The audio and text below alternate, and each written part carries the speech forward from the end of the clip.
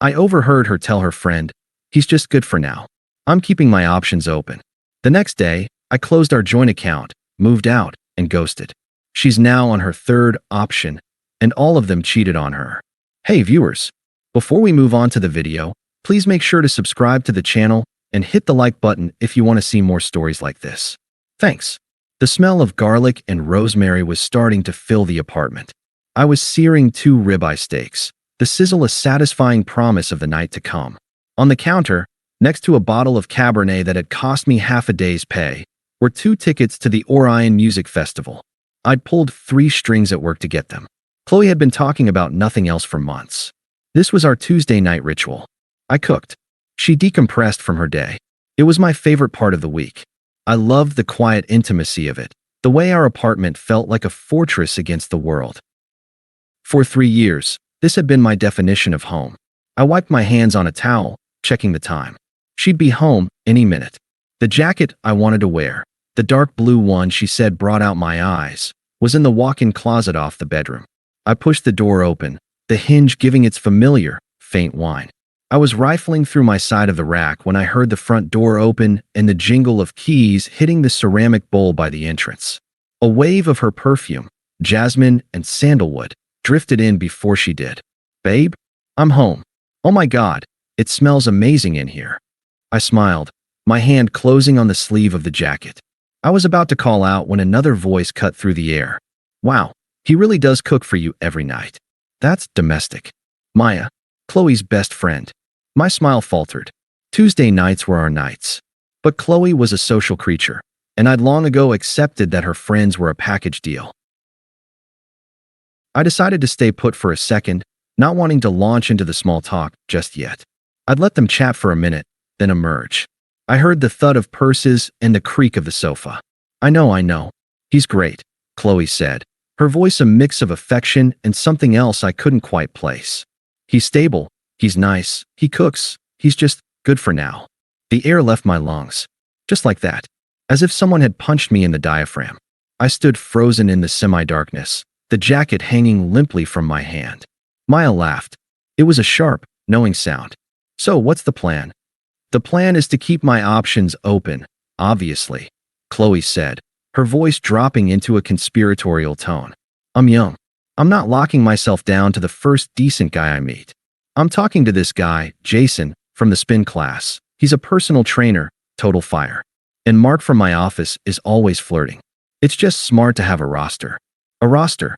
The word landed like a physical blow. I felt a cold numbness spread from my core to my fingertips. This wasn't a stray comment. This was a philosophy. "And Alex has no idea?" Maya asked, echoing the question screaming in my own head. "God, no," Qley said, and I could hear the eye roll in her voice. "He's so oblivious. He thinks planning a future means picking out throw pillows. It's kind of pathetic, really. He's my safety net. Nothing more. Safety net. Good for now. Pathetic."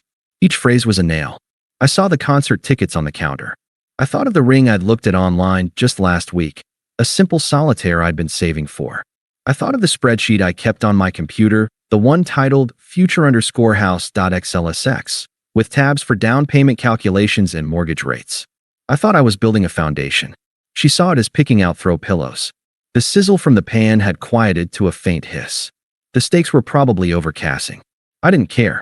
The familiar sounds and smells of our home had curdled, turning alien and hostile.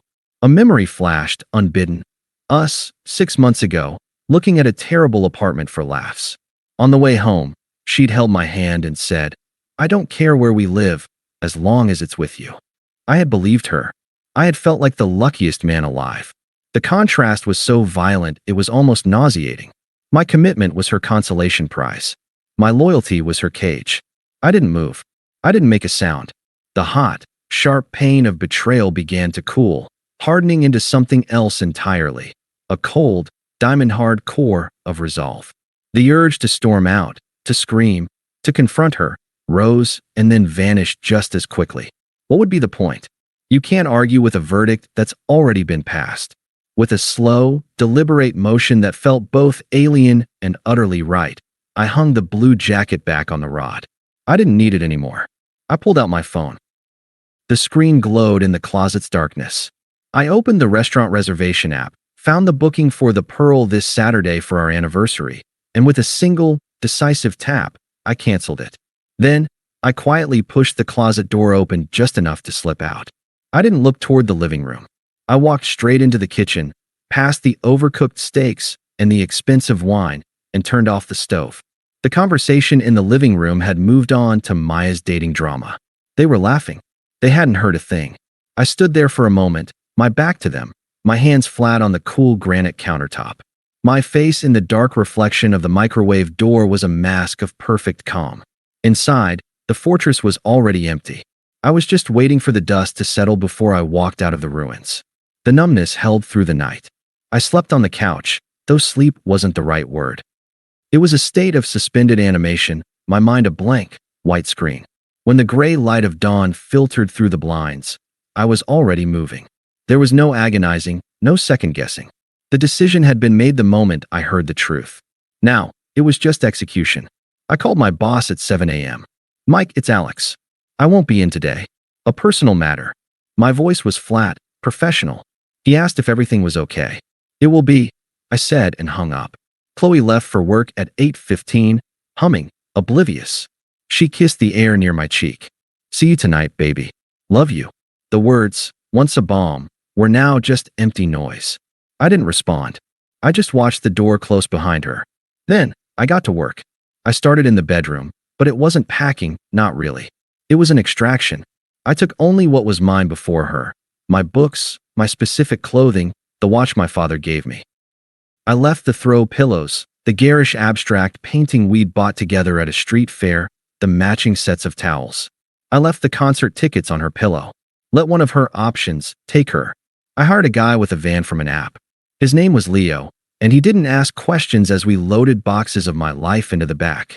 I'd booked a month-to-month lease on a sterile, furnished studio across town. It wasn't a home. It was a forward operating base. The bank was my next stop. The joint savings account had been our future fund. I'd meticulously tracked every deposit. I printed the statements, highlighted my contributions, and handed them to the teller. "I'd like to close this account and transfer the balance to my personal savings." I left the joint checking account open with exactly half of the next month's rent. I wasn't leaving her stranded. I was settling a debt. Nothing more. By 2:37 p.m., I was standing in the empty space that had been my side of the closet. The apartment felt hollowed out, a shell. I took one last look around. The ghost of the rosemary and garlic from last night still lingered, a sickening reminder. I walked to the kitchen counter, placed the key next to the now-cold steaks, and anchored it with a single yellow sticky note. "I've moved out. My share of the rent is in the account." Alex, no explanation. No emotion. Just facts. In the Uber to my new studio, I opened my phone. I went through the list methodically. Block Qley. Block Maya.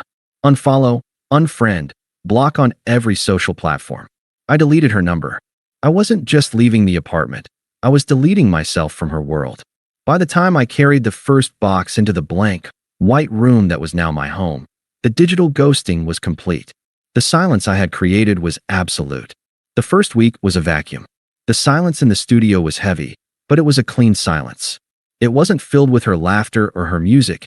It was just quiet.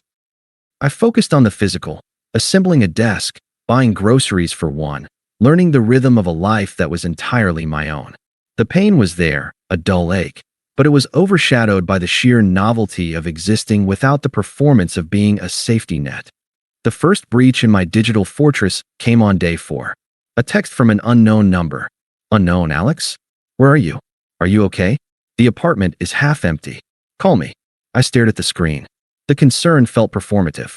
She wasn't worried about me. She was worried about the disruption to her ecosystem. I deleted it and blocked the number. The texts continued, a slow drip of confusion shifting into irritation. They were like messages in a bottle, tossed into a sea I no longer sailed. "Unknown, 2 this isn't funny. My mom is worried. Please answer." "Unknown, 3 okay. I get it, you're mad. We need to talk about this." I didn't. There was nothing to talk about. She had stated her position with perfect clarity. I had simply accepted it. Then, 2 weeks in, the first karma bomb detonated. My phone vibrated with a voicemail. I almost deleted it, but some detached, clinical part of me wanted to document the unraveling. I pressed play. Her voice was thick, panicked. Alex, it's me. Look, Jason, the guy from the gym, he was a mistake. A huge mistake. I found out he's been seeing, like, 3 other women. He cheated on me. Can you believe that? The lies he told me. I need to talk to you. You were right about everything. I'm so sorry. I felt nothing. No schadenfreude. No sympathy. It was just data. The first option on her roster was defective. A predictable outcome. I deleted the voicemail and blocked that number, too. A month passed. My studio started to feel less like a base and more like a sanctuary. I was reading again. I started working out. The texts became less frequent, angrier. Unknown. For so you're just never going to speak to me again? After 3 years? You're really that immature? Unknown. 5 Mark from my office has been really supportive, for your information. He's a real man, not a coward who runs away. I almost smiled at that. The script was so transparent. See, someone else wants me. Your inaction is a flaw in you, not a consequence of my actions. I blocked both numbers. The second karma hit came about 6 weeks later, this one more explosive. Another voicemail, this one hysterical, barely coherent. He cheated too. Mark. With his assistant. I saw the texts. What is wrong with everyone? Alex, please, I'm begging you. I see it now. I was stupid. You were my rock. You're the only one who wasn't just using me. Please, just call me back. I have no one. This safety net was now her only perceived lifeline. The irony was so perfect it was almost poetic. I deleted the message. The final attempt at triangulation came from Maya. Her number popped up on my screen, probably from a work phone. I answered out of morbid curiosity. Alex, Jesus Christ, enough is enough. Her voice was sharp, accusatory. Qley is a wreck. Yeah, she messed up, but you're being cruel. She's learned her lesson. These other guys are scum. You need to be the bigger person and forgive her. I held the phone to my ear, saying nothing. I could hear Qley sobbing in the background. Are you even listening? Maya snapped. She's lost weight. She cried at work. This is killing her. She just needs you to be the good guy here. The guy she fell in love with. The good guy. The rock. The safety net. Always my role. To absorb the damage and provide stability, regardless of the shrapnel in my own chest. I didn't speak.